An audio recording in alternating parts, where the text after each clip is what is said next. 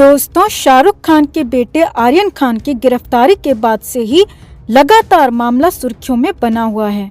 और जब आर्यन खान की एक शख्स के साथ सेल्फी वायरल हुई, फिर तो बवाल मच गया। और यही नहीं, जिन लोगों के साथ आर्यन और अरबाज मर्चेंट कोर्ट जाते हुए दिखे, उसके बाद भी खासे सवाल उठे, जिसके बाद इस पूरे मामले में सियासत की भी एंट्री हो गई।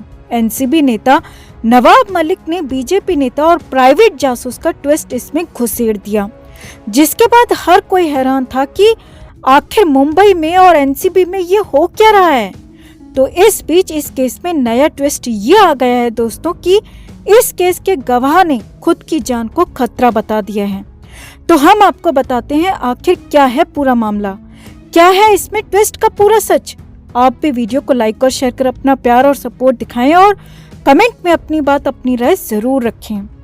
तो आर्यन खान की गिरफ्तारी के बाद से ही बवाल मचा हुआ है दोस्तों। कुछ लोग इसे एनसीबी की सटीक और बड़ी कार्रवाई बता रहे हैं और यहाँ तक कह रहे हैं कि एनसीबी पूरे बॉलीवुड से गंदगी को साफ करके ही दम लेगी। समीर वानखेड़े की जबरदस्त तारीफें हो रही हैं, क्योंकि समीर वानखेड़े ने काम ही कुछ ऐसा किया है जहां अब तक पहुंचना तक मुमकिन नहीं था, वहीं एनसीबी चीफ समीर वानखेड़े पहुंचे हैं और हाथ डालकर ऐसे ऐसे लोगों को पकड़ा है जिनके बारे में सोचना भी एक तरह से बहुत दूर की बात थी। लेकिन वहीं पर दूसरी तरफ आरोप ये भी लगने लगे और यहाँ तक कहा जाने लगा कि ये पूरी साजिश है शाहरुख खान के खिलाफ, आर्यन खान के खिलाफ। अब क्या क्या हुआ उस केस में, किसने क्या कहा, कैसे आया नया ट्विस्ट और बीजेपी नेता प्राइवेट जासूस का मामला, सब कुछ सिलसिलेवार तरीके से आपको बताते हैं। आप भी इस वीडियो को आखिर तक जरूर देखें। तो सबसे पहले एनसीबी की कार्रवाई पर सवाल तब उठा जब एनसीपी यानी राष्ट्रवादी कांग्रेस पार्टी के नेता नवाब मलिक ने इस पूरी कार्रवाई पर सवाल उठा दिया और इसे लेकर बड़े खुलासे करने का दावा किया। नवाब मलिक ने कहा कि जो शख्स आर्यन खान के साथ सेल्फी ले रहा है और आर्यन को अपने साथ ले जाते हुए दिख रहा है, वो एनसीबी का अधिकारी नहीं है, बल्कि एक प्राइवेट जासूस है और उसका नाम किरण गोस्वामी है। यही नहीं, नवाब मलिक ने यह भी खुलासा करते हुए सवाल उठाया कि एनसीबी के ऑफिस में इतने गंभीर मामले में कैसे किसी प्राइवेट जासूस को आने दिया गया, कैसे इतने बड़े केस में प्राइवेट जासूस को शामिल किया गया।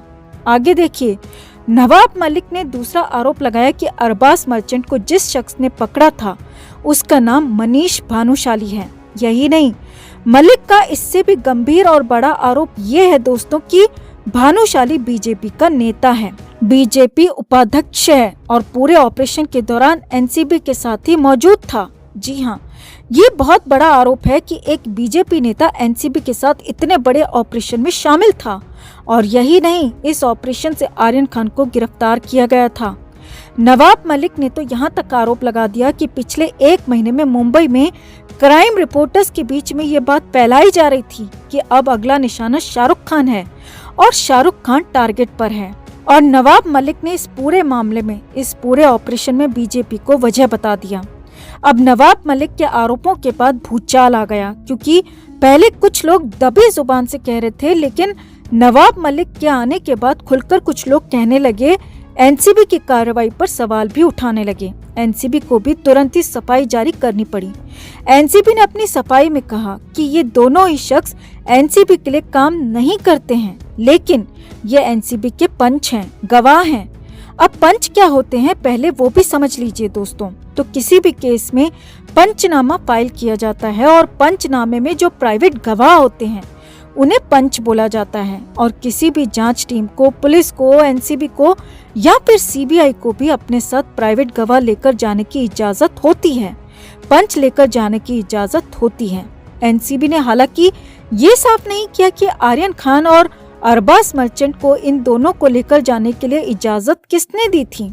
एनसीबी ये भी नहीं बता पाई कि आखिर पब्लिकली कैसे ये लोग इन दोनों आरोपियों को पकड़े हुए थे, जिन्हें कि एनसीबी के अधिकारियों के साथ होना चाहिए। एनसीबी की तरफ से सफाई आई तो वहीं एनसीबी के लिए गवाह बने मनीष भानुशाली ने जबरदस्त पलटवार किया और साफ साफ कह दिया कि वो नवाब मलिक पर मानहानि का केस करेंगे, क्योंकि नवाब मलिक ने उन्हें गलत तरीके से पेश किया। मनीष ने कहा कि उन्हें 1 अक्टूबर को अपने एक दोस्त के जरिए कोडिला क्रूज में ड्रग पार्टी की खबर मिली थी और मैंने इसे एनसीबी के साथ शेयर किया और एनसीबी मुझे लेकर गई ताकि उसकी तस्दीक हो सके। मैंने सिर्फ कानून की मदद की, देश की मदद की, इसके अलावा कुछ नहीं किया। और यही नहीं, मनीष भानुशाली जो कि इस केस में गवाह बताया जा रहा है, उसने कहा कि अब उसकी जान को खतरा है। मनीष ने कहा कि मैंने एक आम आदमी की तरह मदद की, लेकिन अब नवाब मलिक ने मामले को अलग रूप दे दिया है और अब मेरी जान को खतरा है, मुझे बचाया जाए।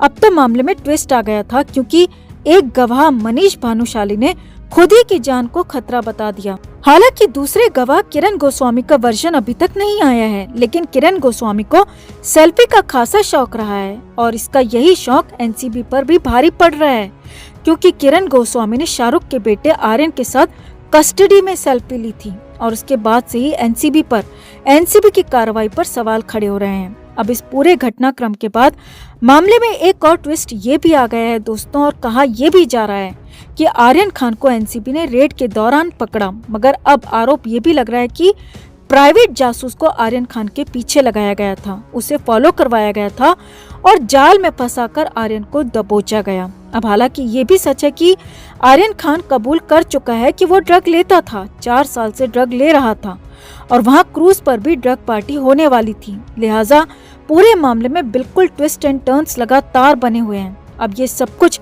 आर्यन पर होने वाली दूसरी सुनवाई से ठीक पहले हुआ।